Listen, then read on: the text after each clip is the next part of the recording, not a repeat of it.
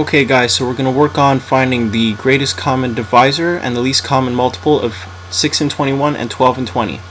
Now if you remember, the greatest common divisor is the greatest number that is able to divide both 6 and 21. So if we were to go and do our whole factoring tree, if we were to go and take 6 and 21 and break them down, so if we were to break down 6 is broken down into 2 times 3, so 2 times 3 equals 6. And if I were to break down 21, what two numbers multiplied together will give me 21? Well, that's 3 and 7. So what two numbers do 6 and 21 have in common? Well, in this case it's the 3. So the 3 is the common factor of 6 and 21. So the 3 down there is the common factor of 6 and 21. Now the factors of 6 are 2 and 3, and the factors of 21 are 3 and 7. So by using our Venn diagram, we're able to figure out what the common factor is. It's where they share a number. So if we look, 6 is made up of 2 and 3, and if we look, 21 is made up of 3 and 7.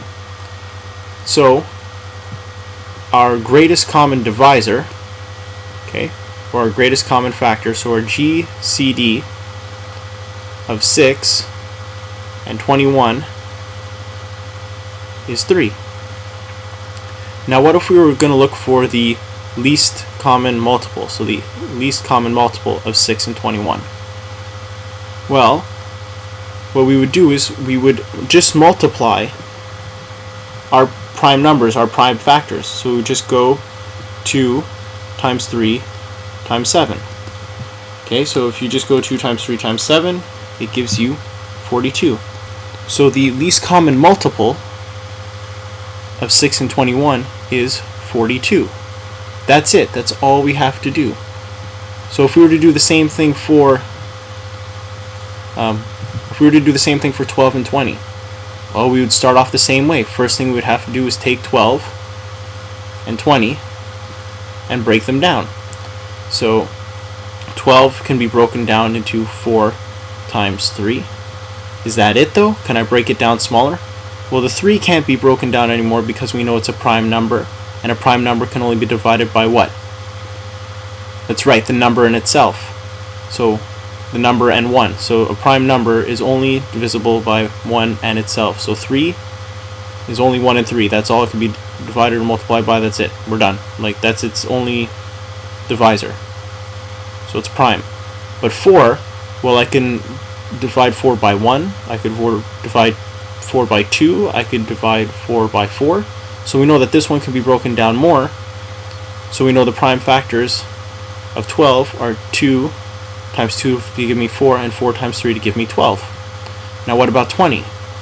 Well, I can go 4 and 5, because 4 times 5 gives me 20, and I can break down that 4 even more and go 2 times 2. Now, so what numbers do 12 and 20 have in common? Well, they both have 2 2's. But would I write 2 2's in here? How else can I write 2 times 2? Well, 2 times 2 is the same thing as writing 2 to the power of 2. So 12 and 20, they have a common factor of 2 to the power of 2, or 2 times 2. But what are their other factors?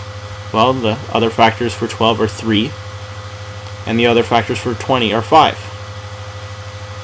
Now, if I wanted to find the least common multiple, what would I do?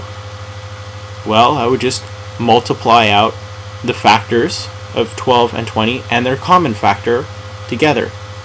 So if we found out that our greatest common divisor of 12 and 20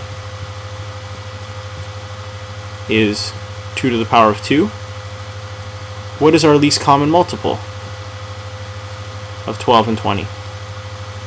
Well, if I just multiply them out, so if I just go 3 times 2 to the power of 2 times 5, that's going to give me 60. So the least common multiple of these numbers is 60. So that's how I find the greatest common divisor and the least common multiple. So I hope this tutorial was helpful. In the next video I'm going to show you guys how to solve a couple of problems, and hopefully that'll help you guys out. Alright, take care.